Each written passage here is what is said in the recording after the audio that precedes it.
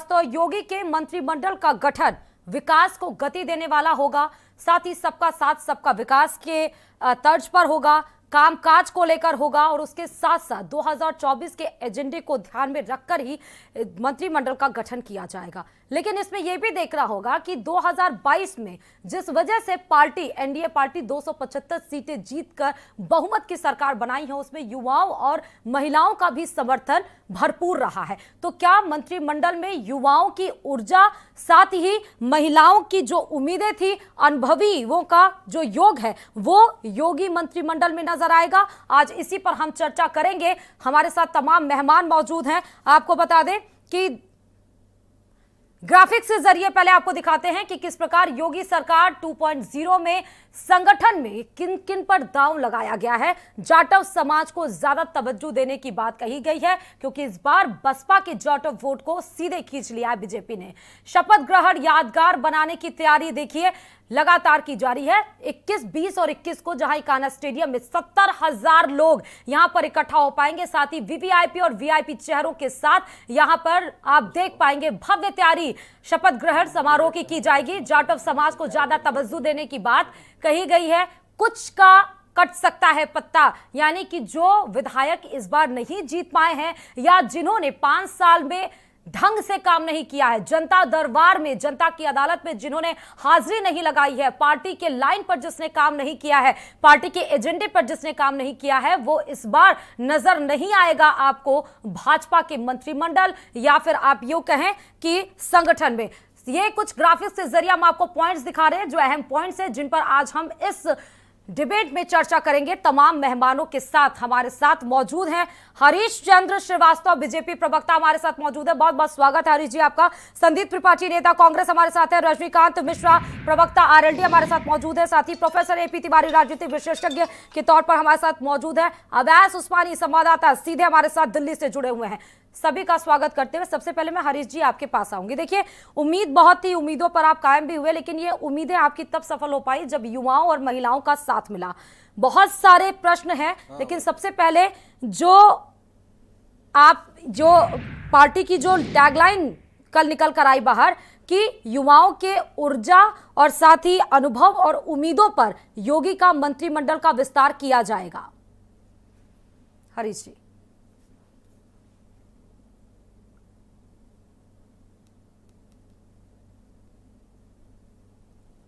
फिलहाल उनसे अभी कनेक्शन नहीं हो पा रहा है। सीधे देखिए हम चलते हैं संदीप जी के पास।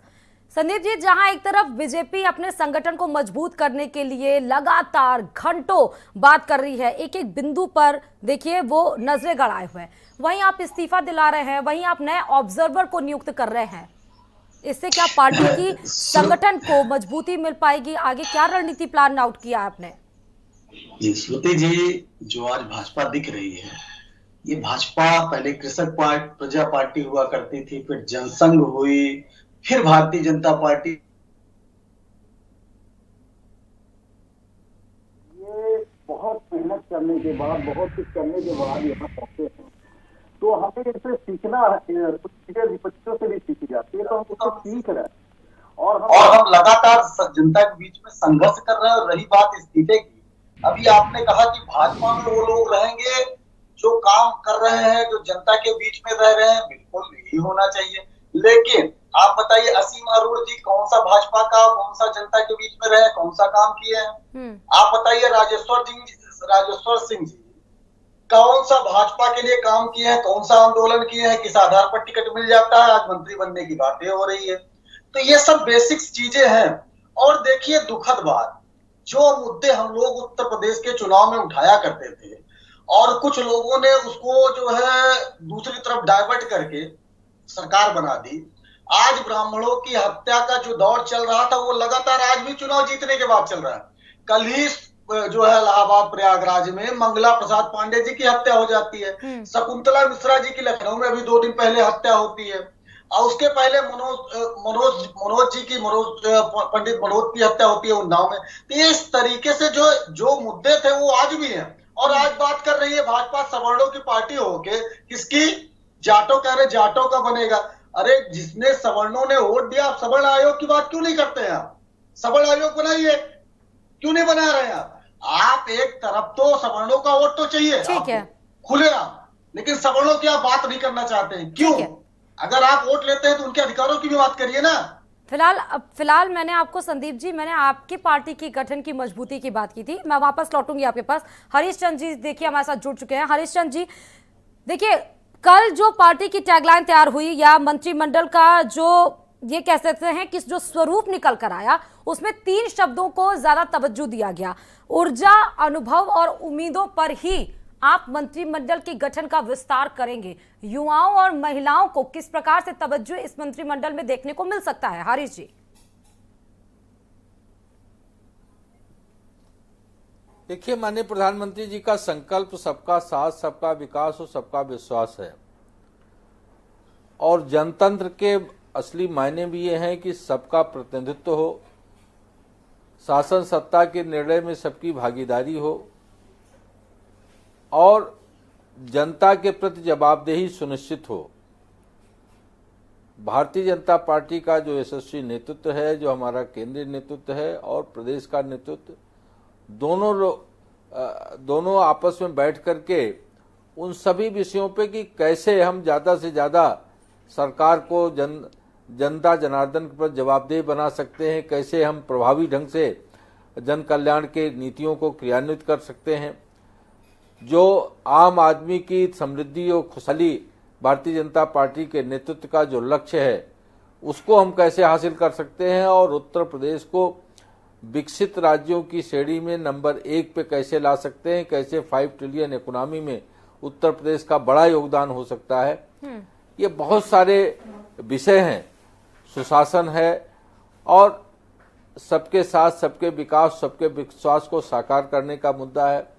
किसानों की खुशहाली है, युवाओं का रोजगार है, उत्तर प्रदेश का औद्योगिक विकास है।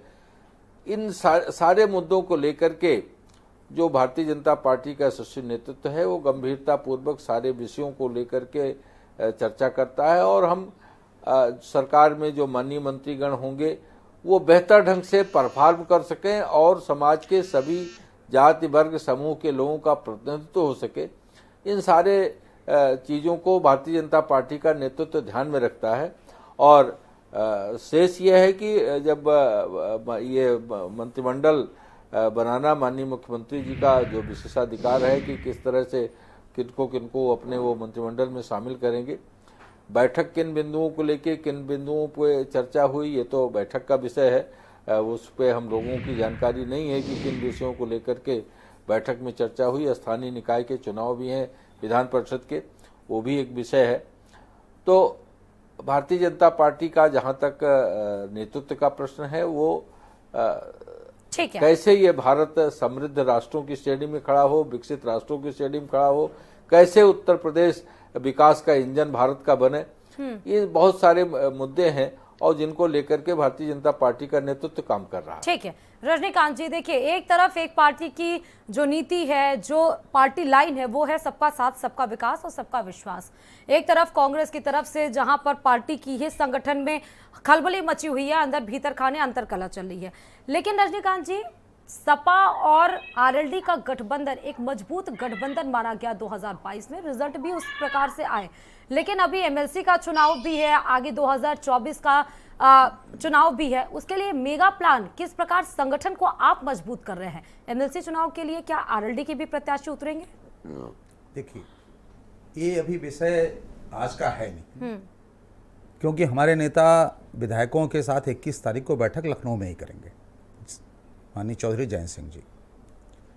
और जहाँ तक रह गई बात कि एमएलसी का चुनाव, तो राजनीति है, इसमें तो सभी चाहते हैं कि हम चुनाव लड़ें और एमएलसी, तो हम उसमें क्या करेंगे इस पर अभी हमारा डिक्लेरेशन 21 तारीख के बाद ही, ठीक है, कि हम उसमें क्या करेंगे। दूसरी चीज़ रहेगी, जहाँ तक पश्चिमी उत्तर प्रदेश में हम चुनाव लड़े और संगठनात्मक बात आप कर रही हैं, तो हमने भी अपनी कमेटियाँ भंग की हैं। हाँ। सारी कमेटियाँ मेरी भंग हैं इसमें और हम उसे मंथन कर रहे हैं। हम लोगों ने मेहनत किया, हमारे पास, मैं सदन में उपस्थिति मेरी नहीं थी, मैं 8 सीटों के साथ सदन में उपस्थित हुआ हूँ और मुझे मौका मिला है कि मैं लोगों की बातें सदन में रखने का मुझे मौका मिला।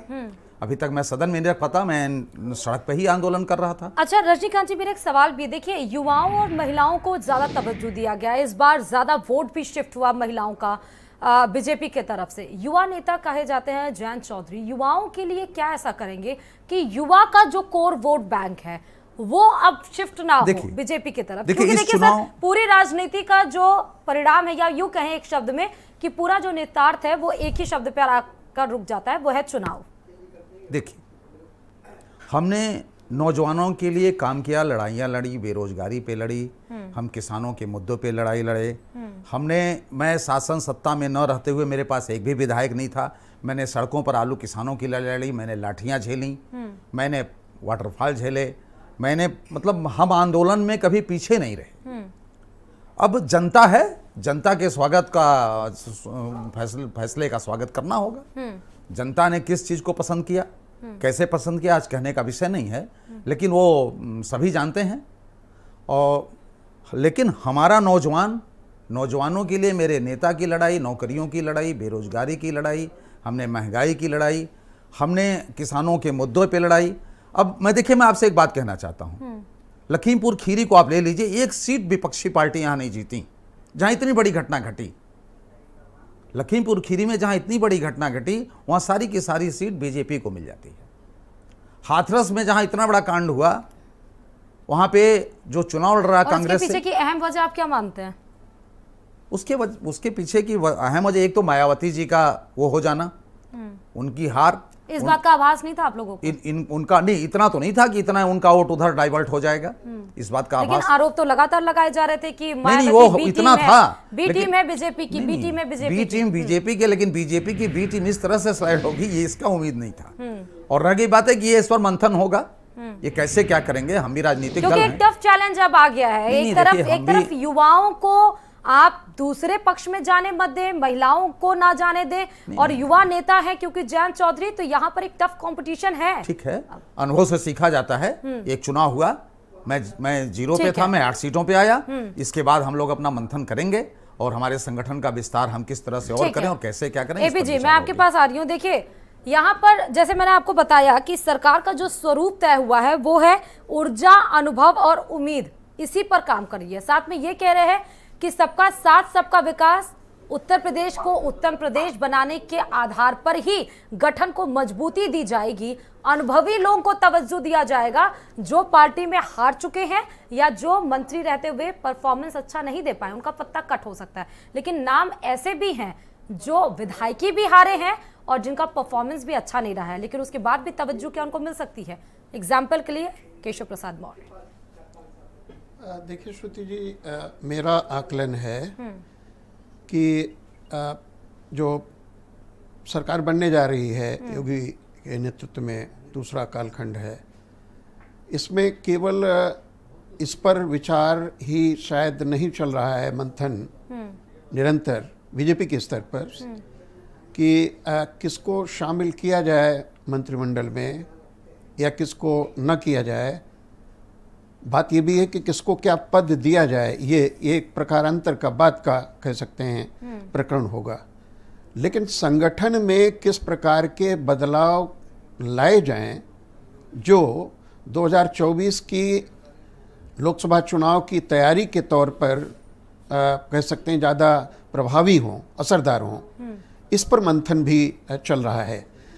आपने पूर्ववर्ती डिप्टी सीएम का नाम लिया, वो चुनाव हार चुके हैं, सभी हम जानते हैं।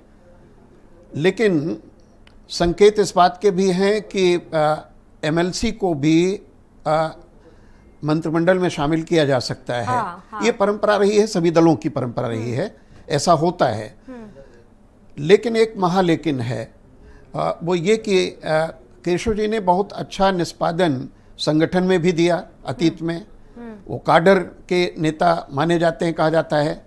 तो उनकी कार्यकुशलता बेहतर होगी कैबिनेट में या संगठन में, इस पर भी मैं समझता हूँ कदाचित मंथन चल रहा है बीजेपी के स्तर पर।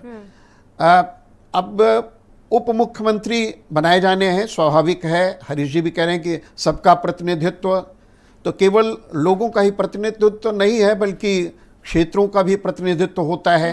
लोकतंत्र में महत्वपूर्ण जाति का भी है, वर्ग का भी है। जी, जिस प्रकार पूर्वांचल में बड़ा अच्छा निष्पादन दिया है बीजेपी ने, उसको देखते हुए मैं समझता हूं कि एक कोई जो बात आप रख रहे हैं कि युवा चेहरा हो, दमदार हो, ऊर्जावान हो, लेकिन एक बात और जोड़ना चाहूँगा मैं कि उसमें शुचिता और एक कह सकते हैं ईमानदारी भी हो।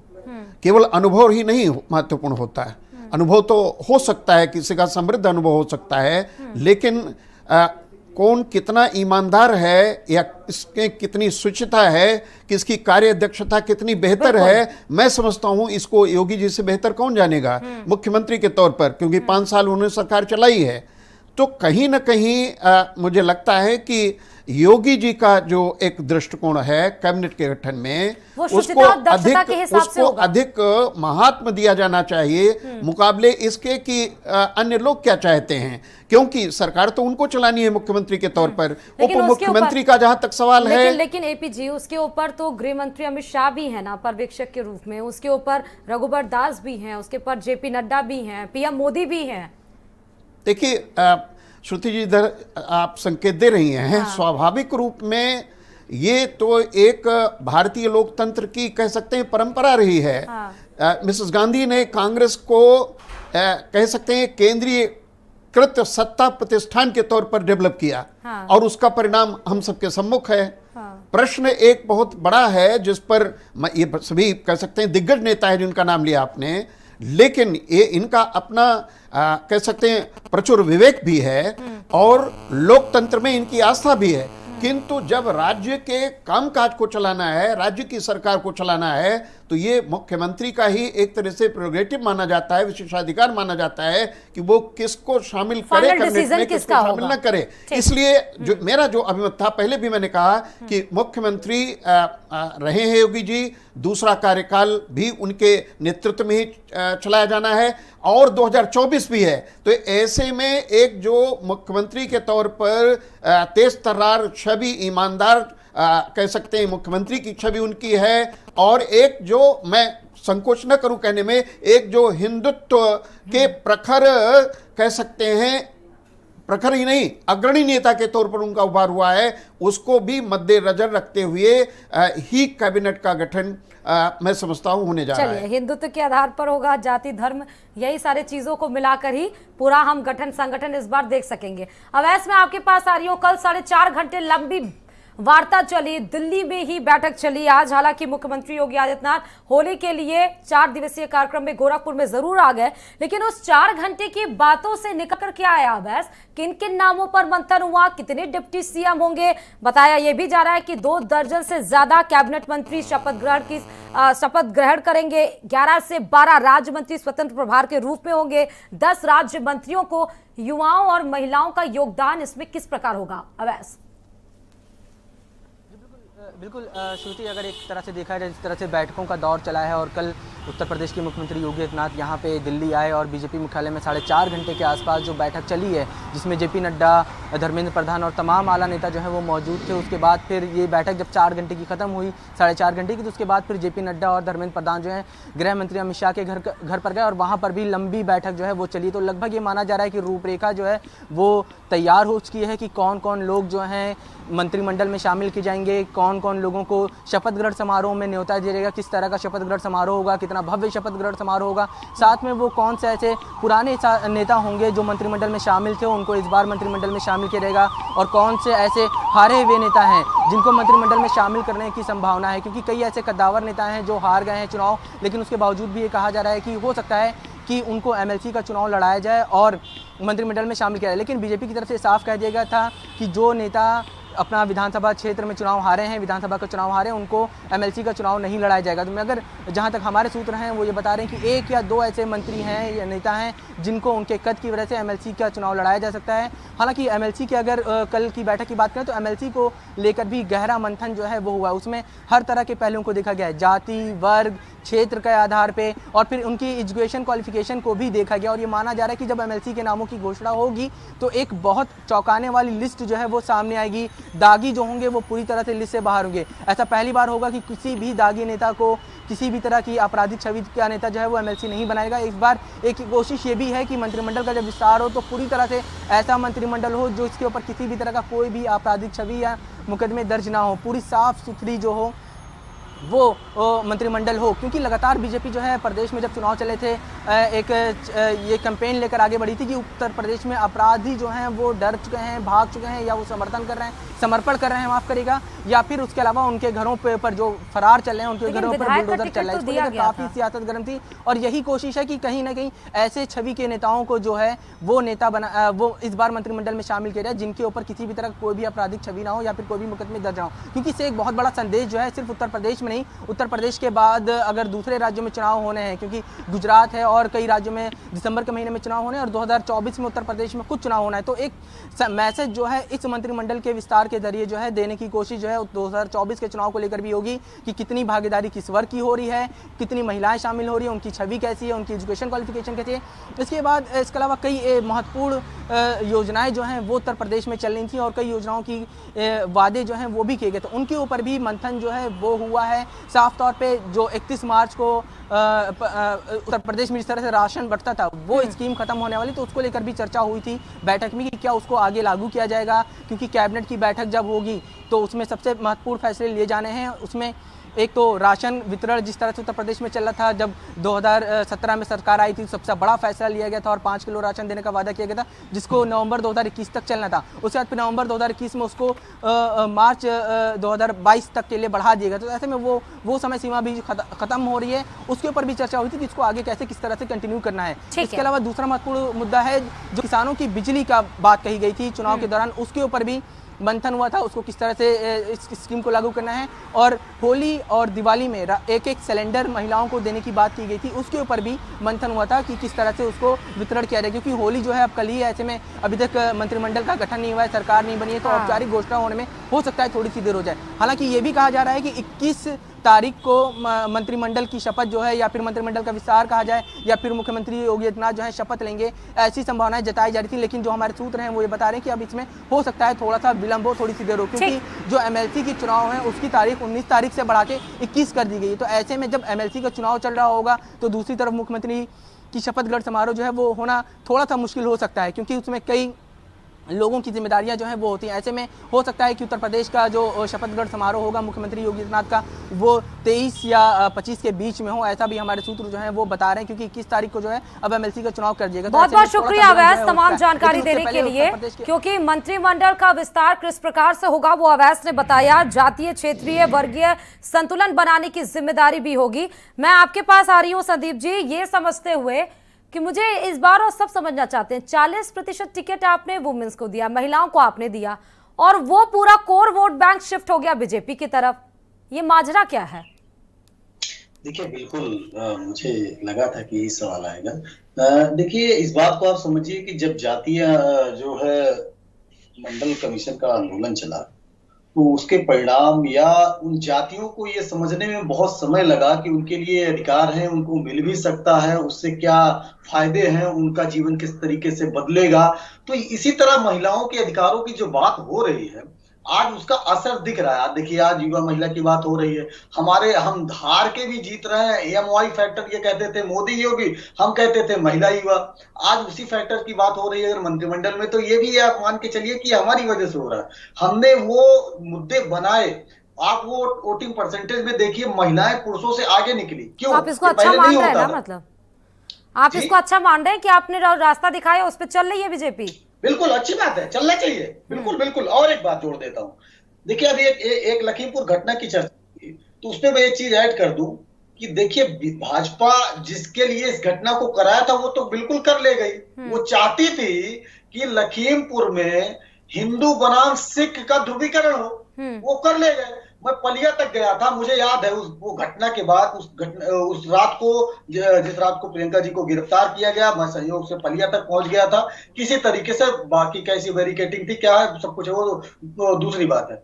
हम वहां पहुंचे और ये हमने देखा कि गुरुद्वारे के पास हमें रोक लिया गया और उसके बाद आगे नहीं जाने दिया गया।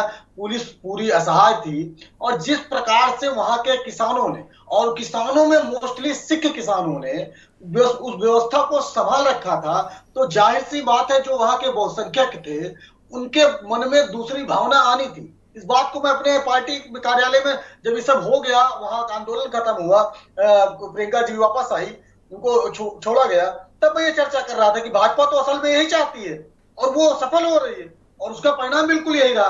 वो ध्रुवीकरण जो वहां चाहते थे, देखिए लखीमपुर अगर जो कोई गया हो वो जानता होगा कि वहां से बाहर से आकर सिख लोगों ने मेहनत की और आज बहुत बड़े बड़े काश्तकार हैं, उनके पास संसाधन है, बड़ी बड़ी मशीनें हैं और अच्छी खेती करते हैं, अच्छा धन अर्जन करते हैं। लेकिन लोकल लोग आज वो उनसे जलते हैं, ये सच्चाई है, फैक्ट है।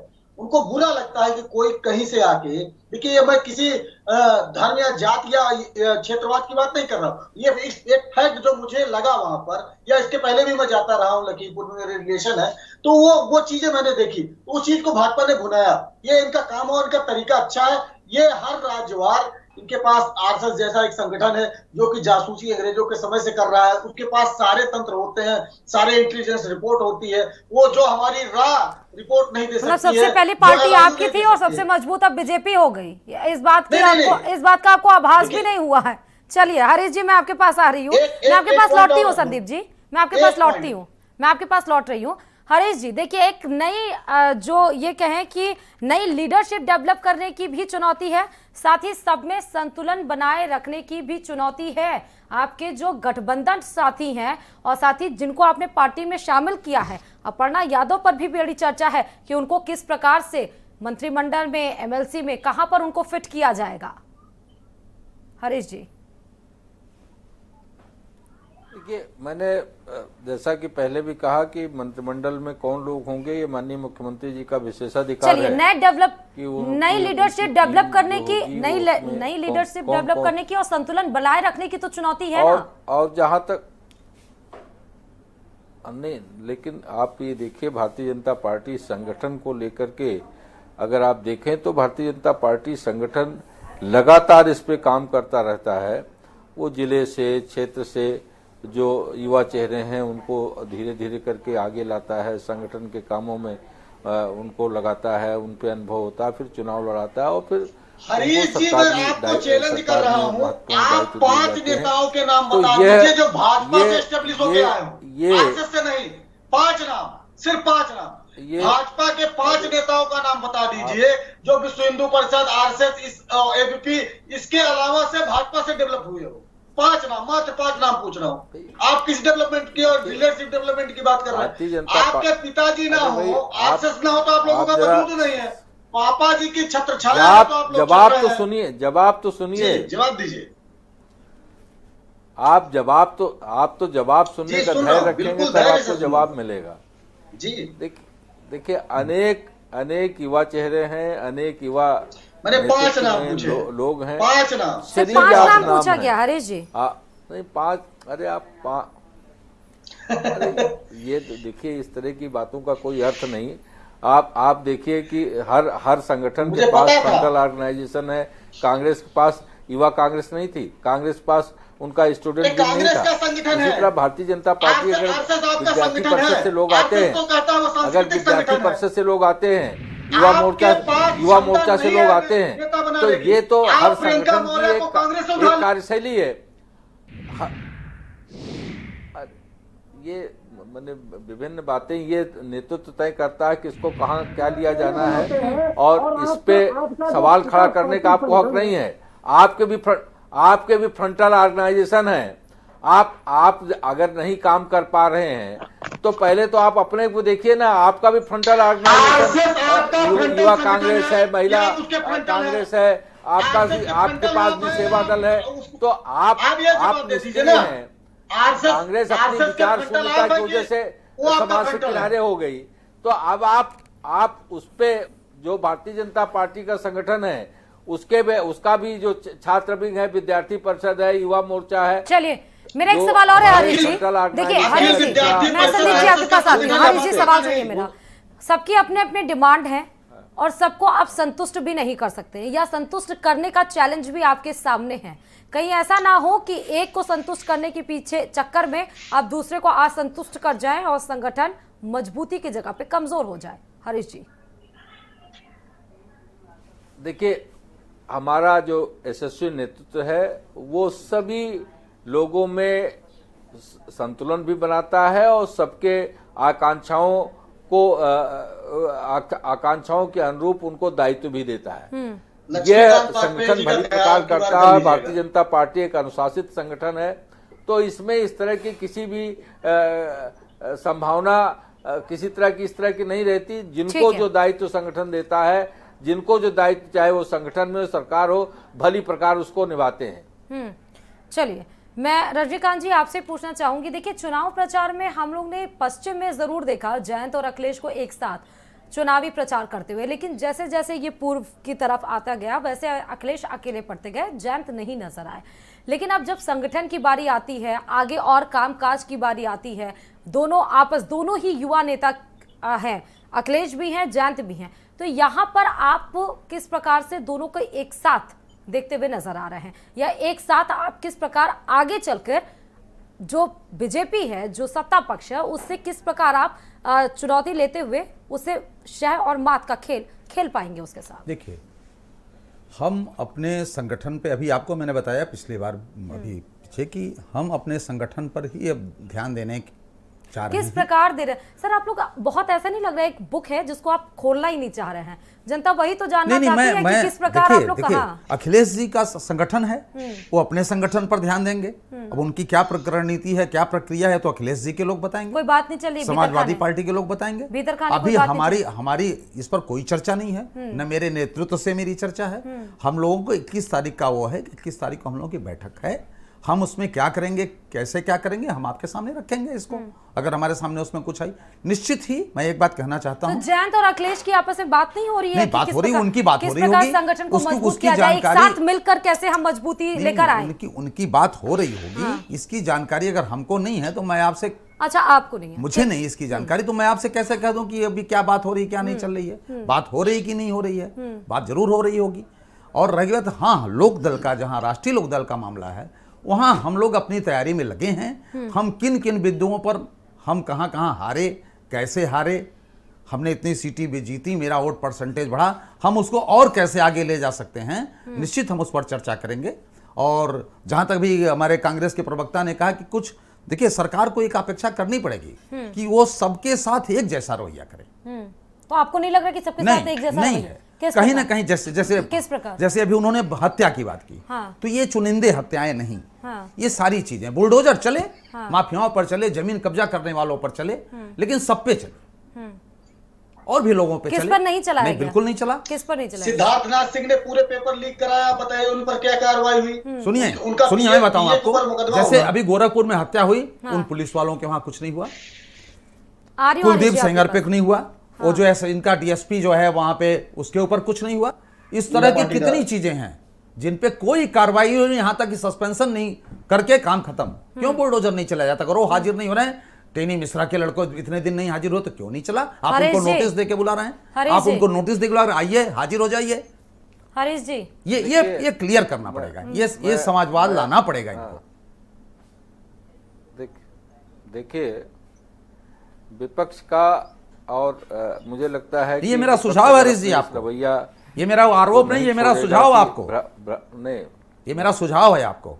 आरोप तो आप समझें तो अब आपकी बात सुन लीजिए, आपको जो बोलना है आपने बोला, अब आप, हाँ, सुन रहे हैं, अब आप सुनिए, धैर्यपूर्वक जरा सुनने का भी मादा रखिए। बिल्कुल बिल्कुल सुनेंगे आप। ये देखिए, मुझे लगता है कि विपक्ष को भ्रम और झूठ बहलाने की प्रवृत्ति को छोड़ना होगा। गोरखपुर की आप बात कर रहे थे, उन पुलिस कर्मियों पे 302 की धाराओं मुकदमे दर्ज हुए, सब जेल में। कितने दिन बाद? और आप सस्पेंशन तक की बात कर रहे हैं, सबकी बर्खास्तगी हुई है। कितने दिन बाद? और जो चुनिंदा कुछ नाम आप गिना रहे थे, आप यहाँ तो तुरंत नाम गिना रहे थे, कानून व्यवस्था ऊपर कब चलेगा? ये मदन सिंह बद्दो जो उत्तर प्रदेश का धैर्य तो रखिए सुनने का, उन पर कब चलेगा? हमने कहा कि धैर्य तो रखिए सुनने का। अगर आपको एक अंदर धैर्य नहीं होगा, केवल झूठ और नरगल बात करेंगे तो उसका कोई तात्पर्य नहीं है। नहीं, अगर आप झूठ और सिंह के ऊपर चलना होता है तो बात करेंगे, भ्रामक बात करेंगे, तो फिर जवाब सुनिए ना, जवाब सुनने सच को सामना करने की मादा भी रखिए। आपके साथ मेरी पूरी, मैंने बताया ना कि इनकी बात सुनिए तो, चर्चा कर रहे थे, कार्रवाई नहीं हुई, सवाल किया, वो सब जेल में है, 302 के मुकदमे में जेल में है, और सबकी नौकरियां बर्खास्त हुई हैं। और इतना बड़ा प्रदेश है, चुटपुट कोई घटना कानून व्यवस्था की घटती है, कहीं कोई अपराध होता इतनी है बड़ी पुलिस तो भी है। उसके खिलाफ, अपराधियों के पूरे खिलाफ देश कड़ी की से सबसे कड़ी बड़ी कार्रवाई भी पुलिस है, ये सरकार करके आप सुनिश्चित नहीं कर करती सकते है। हैं। आप ये बड़ा आरोप राज्य तब है। लगा सकते तो हैं बड़ी जब पुलिस भी अपराधियों है। के खिलाफ सबसे कार्रवाई न ज्यादा हो। पुलिस है, ये सबसे दूसरी ज्यादा थाने, सरकारें सबसे थी ज्यादा जो दरोगा, राजनीतिक सबसे प्रभाव में ज्यादा एसपी अपराधी है। छोड़ दिए जाते थे। तो ये इस तरह की बातें और इसीलिए किसी का आपको नाम लेके आए थे लेकर के, 2017 किसी में। सम्मानित व्यक्ति का नाम लेकर के भ्रामक इस तरह की बातें करने का कोई अधिकार नहीं है।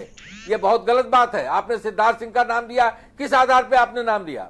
कोई उनके प्रमाण है PA आपके का नाम पास? आया था, मैंने PA और का कहा कांग्रेस है। के लोग ये युवा मोर्चा, ये युवा नेतृत्व का नाम मुझसे पूछ रहे थे। उनके यहाँ राहुल गांधी के अलावा कोई युवा नेतृत्व है? हमारे यहाँ तो उत्तर प्रदेश की टीम में देख लें, अगर केवल उत्तर प्रदेश की टीम में देख लीजिए तो अमरपाल मौर्य, अनूप गुप्ता, JPS राठौर, गोविंद शुक्ला सारे युवा महामंत्री हैं। प्रांशु दत्त द्विवेदी युवा मोर्चा अध्यक्ष हैं। आदरणीय स्वतंत्र देव जी हमारे प्रदेश अध्यक्ष, वो भी युवा हैं। डॉक्टर महेंद्र सिंह जी जो सिंचाई मंत्री, वो भी युवा ही हैं। तो अनेक सीरीज आप नाम है, दर्जनों नाम आपको मिलेंगे। तो आप भी हैं, आदरणीय हरीश जी, केशव मौर्य जी, वो भी युवा चेहरे हैं। तो ये बातें कहना, पहले आप अपने अंदर झांकिए। किसी के ऊपर अनर्गल नहीं, युवा है तभी तो आरोप युवाओं पे लाठी लगाने चलवाते के, हैं। भ्रामक बात कहने का कोई बीएड वालों तात्पर्य को नहीं है। मारा, BTC वालों को यही मारा, आप लोगों की TT वालों को कारण मारा, उत्तर प्रदेश की नर्सों सम्मानित को जनता ने मारा, 14 से आशाओं को लेकर मारा। लगातार आपको तभी किनारे तो खड़ा युवाओं पे किया लाठी है, चला रहे थे। लगातार आपको देखिए, खारिज सत्ता करने का पा काम लेने किया से है। आपके तो गलत काम सही नहीं हो जाते। ये झूठ वो सवाल और भ्रम फैलाना ठीक है। छोड़िए। AP तिवारी जी, झूठ और भ्रम फैलाना देखिए। छोड़िए, जनता के बीच काम करिए। नहीं, काम तो जिस प्रकार किया है, ये बात से तो आप मुंह नहीं मोड़ सकते हैं हरीश जी, कि जिस प्रकार से युवाओं की अवस्था बदहाल हुई है 5 सालों में, वो आपने भी देखे हैं। इसी राजधानी लखनऊ में ही सड़कों पर रोज आए दिन धरना प्रदर्शन होते थे। विधानसभा का घेराव पहली बार ऐसा हुआ है 5 साल के कार्यकाल में कि 2 घंटे 50,000 की संख्या में BED BTC वाले अभ्यर्थियों ने विधानसभा का घेराव किया हो। नहीं, आप भी जवाब सुन लीजिए ना। बिल्कुल दीजिए। विधानसभा का घेराव कोई भी करे, वो शिक्षा का जो भर्तियों का मसला था, आपको पता होगा अगर आपको जानकारी हो उस बारे में, सुप्रीम कोर्ट ने उन नियुक्तियों को खारिज किया था, न्यायालय ने उन नियुक्तियों को खारिज किया था। उसमें कट ऑफ मार्क्स निर्धारित किए थे। शिक्षा जो है, सुनिए शिक्षक की let me clear one thing, जो विधानसभा की मैं बात कर रही हूँ उसका हलफनामा को भी जो लोग नहीं प्राप्त कर पाए, सतीश द्विवेदी साहब ने कोर्ट में जाके हलफनामा 50,000 नई भर्ती की खुद हलफनामा दिया था और 50,000 भर्तियां नहीं निकली 5 साल में BED BTC वालों के लिए। उसके लिए विधानसभा का घेराव किया गया था। और जो आप शिक्षा मित्रों की रद्द की बात कर रहे हैं, समायोजन की 1,37,000 की, उसको सुप्रीम कोर्ट ने 6 महीने में क्रमागत भर्तियों को पूरे करने की बात कही थी, जिसमें आपके ही सरकार ने कहा, मंत्रियों ने कहा, अधिकारियों ने कहा कि 1,37,000 बम्पर भर्ती है, इसको एक साथ पूरा नहीं किया जा सकता है। 2 स्लॉट में आपने उसको डिवाइड किया था, 69,000 और 68,500। सर, इस पे पूरा होमवर्क है मेरा, तो मुझसे बहस नहीं कर सकते आप इस पे। मैं विधानसभा की 2 घंटे की जो मैं घेराव की बात कर रही हूँ, वो नई भर्ती जिसका हलफनामा आपके ही मंत्री साहब ने कोर्ट में प्रस्तुत किया था 50,000 का। ठीक है AP जी, मैं आपके पास आ रही हूँ। देखिए, ब्राह्मणों को अगर मंत्रिमंडल में देखा जाए तो ब्राह्मण, ठाकुर, वैश्य के साथ साथ अब जिम्मेदारी जाट की भी है, कुर्मी की भी है, कुशवाहा की भी है, भूमिहार की भी है, पासी की भी है और साथ ही कोरी समाज की भी है। इनको क्या पर्याप्त प्रतिनिधित्व मिल पाएगा? देखिए श्रुति जी, जहाँ तक भावी कैबिनेट के सरकार 1 में भी पर्याप्त गठन की बात है, वर्तमान सरकार में भी जो वर्तमान मुझसे सरकार का गठन होने वाला है, इसमें भी सबका पर्याप्त प्रतिनिधित्व होगा। डिस्कशन नहीं होगा। ठीक है हरीश जी, मैं आपके पास आऊंगी। ये प्रश्न मेरा AP जी से था। ठीक है, जहाँ तक मंत्रिमंडल के गठन में कह सकते हैं व्यापक तौर पर सभी वर्णों और जातियों और वर्गों और क्षेत्रों को समावेशित करने की बात है। अनुभव ये बताते हैं कि जिसको हम सभी विश्लेषक के कहते हैं कि नई बीजेपी, तो नई बीजेपी सबसे अधिक एक रिप्रेजेंटेटिव पॉलिटिकल पार्टी है जहाँ तक कह सकते हैं इन क्षेत्रों और वर्णों और जातियों का संबंध है। और यही कारण है कि उसकी परिणाम क्या है उसका, एक सवाल उठता है कि 2022 के चुनाव ने साबित कर दिया है कि बीजेपी की सरकार बन रही है। बीजेपी और उसके एलाइज की सरकार कह सकते हैं, क्योंकि 2 दल प्रमुख ऐसे हैं जो उनका सहयोग कर रहे हैं।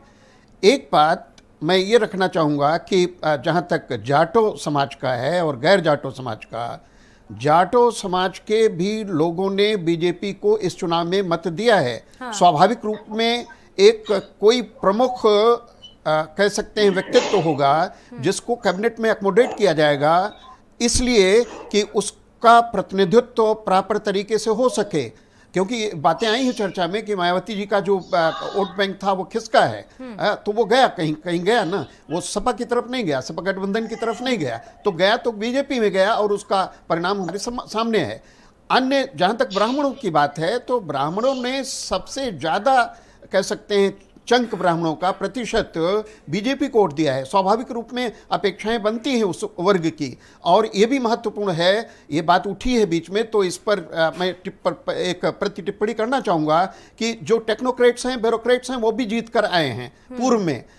नई बीजेपी जो है वो केंद्र में भी वही स्थिति है और राज्यों में भी वही स्थिति होने जा रही है, खासतौर पर यूपी में, कि टेक्नोक्रेट्स और ब्यूरोक्रेट्स को भी कैबिनेट में अकोमोडेट किया जाएगा। कारण उसका यह है कि कार्य कुशलता बेहतर हो, ये एक पैमाना उसका है, एक मापदंड है। क्राइटेरियन क्या है उसका, कि जो इफिशिएंसी है उसको इंप्रूव करना, और यदि इफिशिएंसी को इंप्रूव करने में उनको भी शामिल किया जाता है जो जमीनी स्तर पर अभी उनका पॉलिटिकल करियर नहीं रहा है, तो क्योंकि प्रकारांतर में वो जमीन तैयार करने वाले लोग हैं कह सकते हैं, तो जो ब्यूरोक्रेट्स हैं, रिटायर्ड ब्यूरोक्रेट्स हैं जिन्होंने त्यागपत्र देकर बीजेपी में अपना प्रवेश किया है, उनको भी अकोमोडेट किया जा सकता है। एक प्रश्न और आपने उठाया था जिस पर हरीश जी ने बहुत साफ बात नहीं कही, अपर्णा जी की बात। अपर्णा जी को अकोमोडेट किया जा सकता है अच्छी तरह कैबिनेट में, और विशेष रूप में जैसे स्वाति सिंह जी थी, समाज कल्याण विभाग उनके पास था,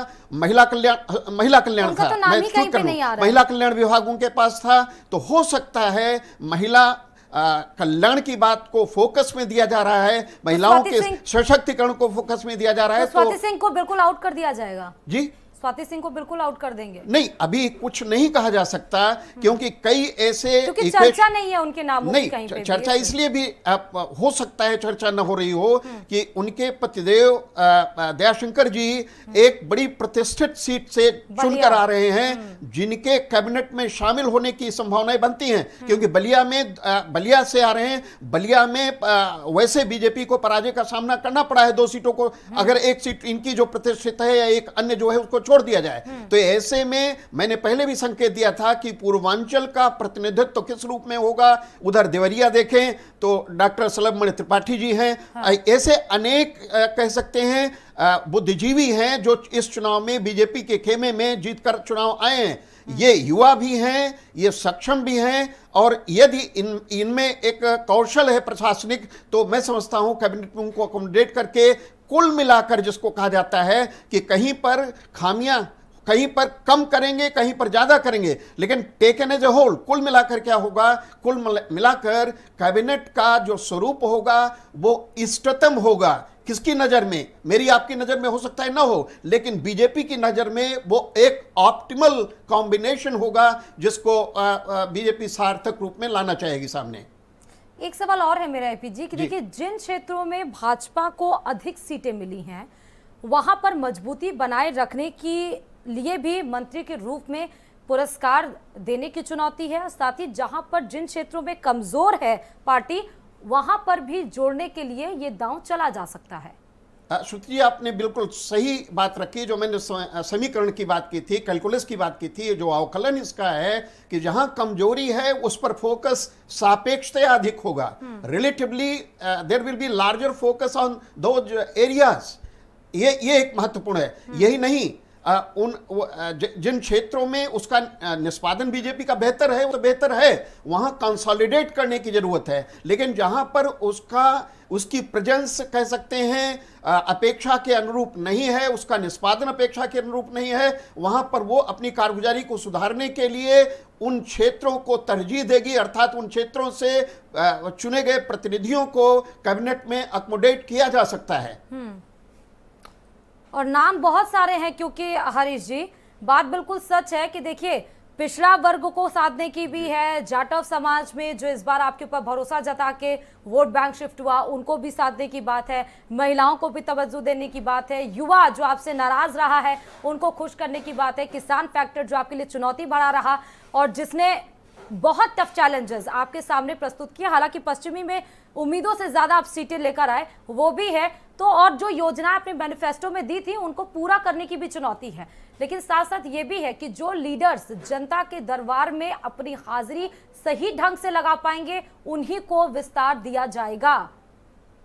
हरीश जी। देखिए, मैंने कहा कि भारतीय जनता पार्टी का जो माननीय प्रधानमंत्री जी का संकल्प सबका साथ सबका ये विकास और 2024 सबका को भी विश्वास ध्यान में है, रख के हो रहा है हरीश जी, वो एक बड़ा पैमाना है और 2024 को भी ध्यान में रख के हो रहा है। उस पैमाने के आधार पर निश्चित रूप से हम राजनीतिक दल हैं तो लोकसभा चुनाव 2024 में होंगे तो हमारा लक्ष्य उसमें भी बड़ी सफलता का होगा। लेकिन जो मुख्य जो जनता जनार्दन के प्रति जो जवाबदेही है, जो लोक कल्याण संकल्प पत्र है हमारा, उसको जैसे 100% योगी 1 में पूरा किया था, उसको इसमें भी इसको पूरी तरह से साकार करने का सरकार काम करेगी और जो जन अपेक्षाएं हैं उसको एड्रेस करने का काम करेगी। तो यह लगातार भारतीय जनता पार्टी की जो नेतृत्व की जो मार्गदर्शन में निरंतर जो समाज की समृद्धि के लिए, लोगों की समृद्धि और खुशहाली के लिए जो काम हो रहा है, गरीब कल्याण योजनाओं को क्रियान्वयन के लिए जो काम हो रहा है, किसानों और युवाओं के रोजगार के लिए, जो किसानों की खुशहाली और युवाओं के रोजगार के लिए काम हो रहा है, इन सारे विषयों पे काम हो रहा है। और आने वाले दिनों में आप देखेंगे कि जिस तरह से योगी सरकार का जो प्रथम कार्यकाल था उसमें औद्योगिक विकास की एक लंबी एक्सरसाइज हुई और उस पर काम हो रहा है। अब वो सब औद्योगिक विकास फलित होने लगेंगे इस सरकार में और युवाओं को बड़े अवसर रोजगार के मिलेंगे। इंफ्रास्ट्रक्चर कौन-कौन से युवा नेता हो सकता है, हो सकते हैं हरीश जी, कुछ तो डिस्क्लोज करेंगे कौन-कौन से ऐसे युवा नेता हैं जिन्हें तरजीह मिल सकती है? ये तो नेतृत्व ही बताएगा। मैंने तो बताया आपको कि हमारे यहाँ दर्जनों और कई दर्जन युवा नेतृत्व है। आप संगठन में ले लीजिए, हमारे 5 महामंत्री सब युवा हैं। अश्विनी त्यागी जी हुए, अमरपाल मौर्य जी हुए, JPS राठौर जी हुए, अनूप गुप्ता जी हुए, गोविंद शुक्ला जी, सभी जो महामंत्री हैं युवा हैं। तो और वो उसने आप सरकार में जो लोग थे और जो संगठन में बड़े पदों पे हैं उसमें भी सब युवा नेतृत्व हैं। तो पूरे प्रदेश में जो युवा नेतृत्व 2017 का जो मैप था हरीश जी, 2017 का जो मैप था, 2022 का जो मैप है, वो बहुत ज्यादा अंतर उसमें आएगा या थोड़ा बहुत? और थोड़ा बहुत आएगा तो किस एंगल पर आएगा? देखिए, 2017 में सरकार ने जो संकल्प पत्र में वायदा किया था उसको पूरा करने का जिस तरह से काम किया, उसी तरह से जो 2022 का हमारा संकल्प पत्र है वो हमारी प्राथमिकता होगी कि हम प्राथमिकता के आधार पर जो संकल्प पत्र है उसको कैसे 100% लागू करें, ये हमारी प्राथमिकता सरकार की होगी और उसको हम पूरा करने का काम करेंगे। सबसे ज्यादा फैक्टर देखिए इसमें बात हो रही है युवा की। युवा को भी आपने कहा था कि इतने लाख नौकरियां देंगे, 5 लाख नौकरियां दी, लेकिन उसके बाद भी लोग डिटेल्स मांगते रहे। अभी आपने 60 लाख नौकरियां देने की बात कही है, स्वरोजगार और रोजगार हर घर को देने की बात कही है। देखिए, जो लोग इस तरह की बात करते हैं, मुझे लगता है कि वो जमीनी सच्चाई से दूर हट के बात करते हैं। पिछला 3 साल लगातार कोविड की भेंट चढ़ा पूरी दुनिया में, कोई भारत में ही नहीं, उत्तर प्रदेश में नहीं, अपितु पूरी दुनिया में। तो जो चाहे वो रोजगार की स्थिति रही हो, चाहे व्यापार की स्थिति रही हो, चाहे अर्थव्यवस्था की स्थिति रही हो, सभी कमोबेश मंदी से गुजरे और उनको पार करते हुए सरकार तेजी के साथ अगर विकास की तरफ बढ़ रही है तो सबको उसका सराहना करना चाहिए। लेकिन ये जो बार बार बातें आती हैं, मुझे लगता है कि लोग जमीनी सच्चाई को नहीं देखना चाहते, लेकिन जो युवा है, जो किसान है या आम जन है, वो इस बात को बखूबी समझते हैं। नहीं, पर आप सबसे ज्यादा युवा भारतीय जनता पार्टी के साथ रहा, आपको लगता होगा लेकिन युवा जो परेशान है वो भी भारतीय जनता पार्टी के साथ इसलिए खड़ा है कि भारतीय जनता पार्टी के पास विजनरी नेतृत्व है और युवाओं इस बात की रोजगार के लिए इस बात को अच्छे तरीके से रजनीकांत जी और संदीप जी बता पाएंगे कि युवा जो परेशान रहा है, जो धरना प्रदर्शन करता रहा, जिसके ऊपर लाठियां बरसती रही, वो किस प्रकार बीजेपी की तरफ चला गया वोट बैंक उनका। संदीप जी और रजनीकांत जी इसको अच्छी तरह से एक्सप्लेन कर पाएंगे। मैं जवाब दे रहा हूँ। हाँ। देखिए, भाजपा जिस तरीके से ब्रेन वॉश करती है उसका अपना अलग ही तरीका है। हाँ। अभी एक देखिए, एक फिल्म आई है कश्मीर फाइल्स, अभी मैं उसको देख के आया।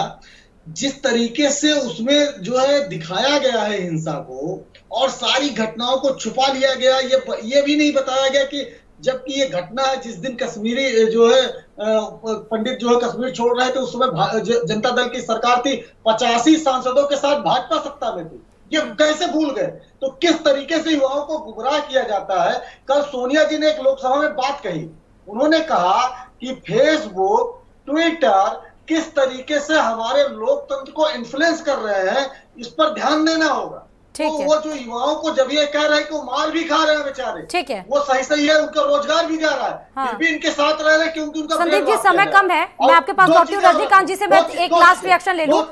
संदीप जी, मैं रजनीकांत से लास्ट रिएक्शन ले लूँ। मुझे ये बात नहीं समझ में आई कि जो युवा परेशान दिखा वो आखिर कैसे बीजेपी के साथ चला गया। रजनीकांत जी देखिए, ये तो ध्रुवीकरण है। हाँ। लास्ट मोमेंट में चुनाव ध्रुवीकरण और राशन, महंगाई और इस पे हो गया। ठीक है, तो देश की जनता है, हमें तो उसका स्वागत करना है। हम उस जनादेश को गलत तो नहीं कह सकते कि वो जनादेश गलत है। और मैं अगर अभी कहता हूं कि ईवीएम और ये सब, इस पर तो मेरा सवाल उठाना उचित नहीं है ना, ठीक है, और ना हम लोगों ने उठाया, जिसने उठाया उठाया। लेकिन रह गई बात है कि युवा कहीं ना कहीं गुमराह हुआ, क्योंकि युवा सड़कों पर था, युवा परेशान था, हम लोगों के साथ भी खड़ा था, हम लोग भी उसकी लड़ाई लड़ रहे थे। तो निश्चित कश्मीर फाइल्स की बात कर रहे हैं, मैं उस पर नहीं जाता, लेकिन कहीं न कहीं से युवा जो है गुमराह हुआ, ध्रुवीकरण पर रोक पड़ा, ये मेरा अपना मानना है। ठीक है, तो आपको बता दें, देखिए जितनी बड़ी जीत है उतनी बड़ी जिम्मेदारी है। युवाओं के ऊर्जा की भी बात है, साथ ही महिलाओं की उम्मीद की भी बात है। तो किस प्रकार मंत्रिमंडल को विस्तार दिया जाएगा 24 के एजेंडे में ध्यान को रखते हुए, साथ ही साथ जो योगी जी का सपना है कि उत्तर प्रदेश को उत्तम प्रदेश बनाने की, उसको कैसे पूरी की जाएगी, इसी बातों को ध्यान में रखकर ही एक एक बंदे को मोहरे के रूप में उतारा जाएगा। बहुत बहुत शुक्रिया सभी मेहमानों का इस चर्चा में जुड़ने के लिए। और खबरों के साथ फिर से हाजिर होंगे, देखते रहिए भारत समाचार।